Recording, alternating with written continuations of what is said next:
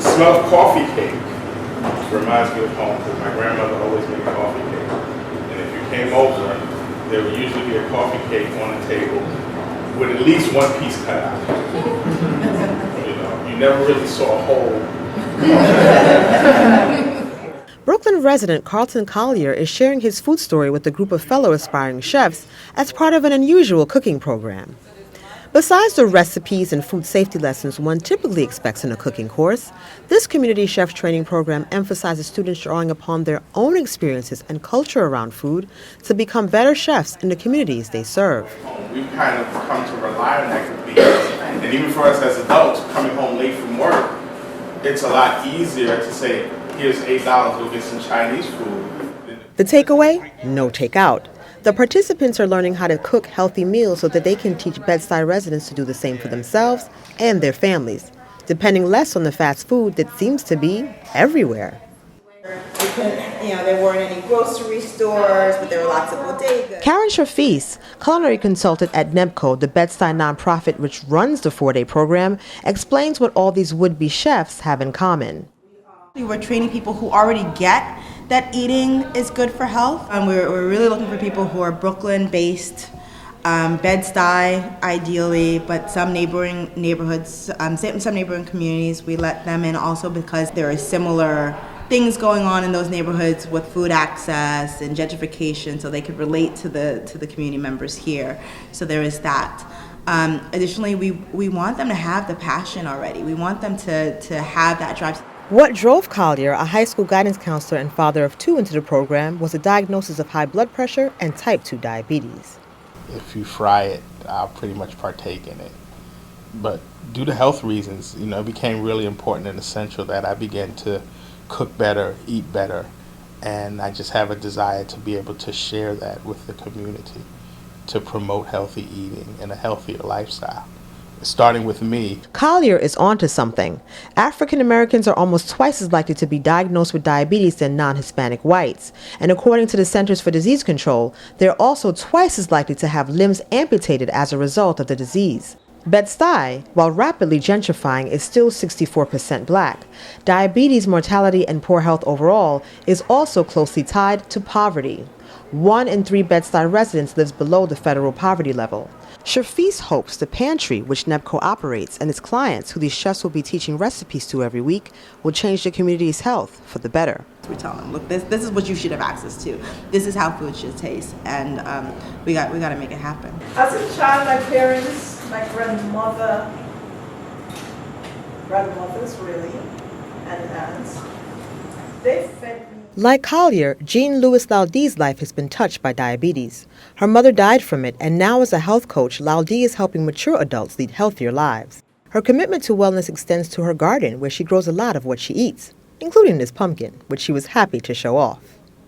People believe that to eat, to fill their tummies, they have to do very in-depth things. I don't think so. I think what people need to do is focus on, is it healthy for me? Mom had diabetes and, she passed away, and that knowledge stayed with me, and I just want to help the people in my community, especially, I should say, people in my age group. We're not going to say what age. However, to enhance their health, because diabetes is an epidemic in our communities. Jean's daughter, Janelle Lewis, is also a health coach and took the class along with her mom. Lewis's specialty is providing health advice to pregnant women. During a class break, Lewis explained how what she's learning in the program will help women and their future children. So there's a lot of opportunity that we have to optimize brain health and behavioral outcomes and happiness, and recovery rates are shortened.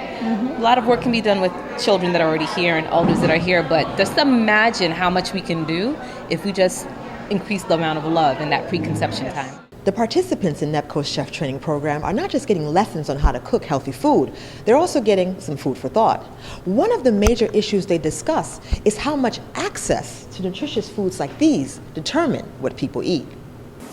I go to Whole Foods. I travel forever to get food, but it's sad that right here it's difficult. As the chefs contemplated food justice, or injustice as the case may be, it led Lewis to think about people's sense of rootedness getting lost when a person primarily eats food not connected to the land. So she wants to help people remain rooted through culture. This is true across the world. I taught science and chemistry in South Korea. Everything's very Americanized there as well. You go to certain places again in Africa, it's all about the American culture, which is beautiful, but what about the culture that you were born to? So now I'm very, very interested in really interacting with a lot of different cultural centers, and how do we bring some of those recipes forward that we can all really enjoy. Apple pie is great, but so is gazada, but you may not know what that is. Her mom, Jean, on the other hand, is planning to encourage the people she coaches to plant physical roots.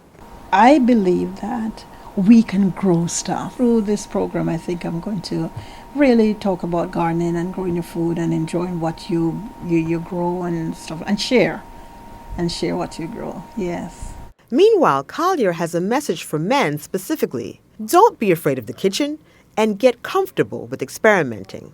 Just building that confidence to be in the kitchen. That is not a foreign place. It was great to be health conscious, to want to go to the gym and to work out, but then afterwards, you got to be able to do better than the bacon, egg, and cheese. For young men to be able to say, I want to work with these vegetables, collard greens. You don't have to cook them to death with a piece of fat pork in it.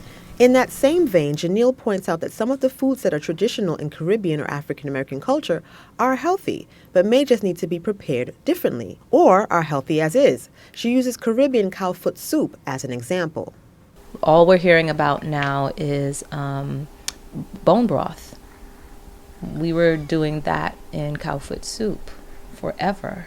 We tend to assume that what we have is trash and everyone else's something is greener. Let's stop and look at what's already green about our stuff. There are some weeds up in there. Get them out. Okay? But what are the things that are already good in what we already do? And when I say we, everybody, every culture, every family already is doing great things. What are you already doing well? Keep doing that and then add to that. Make it tasty. Make it healthy. Keeping food healthy and tasty is what the Community Chef program is all about. Reporting from Bed-Stuy, Kizzy Cox for City Limits.